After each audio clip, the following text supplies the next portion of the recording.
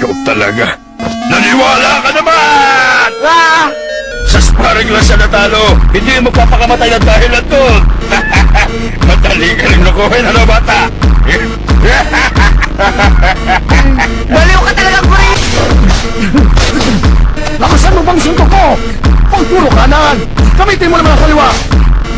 Walang power ang suntok ko, humakbang ka papasok. Tapos 1, 2. Ano ba? Bukas ang depensa. Nakakatamad kang turuan, wala kang kwentang bata ka. Break muna. Ay nako. Mabuti pa tumakbo ka na lang muna para hindi tuloy ang masira ang araw ko. Teka, huwag naman po sana kayong ganyan. Pinagbubutihan ko naman ang pag-ensayo ah.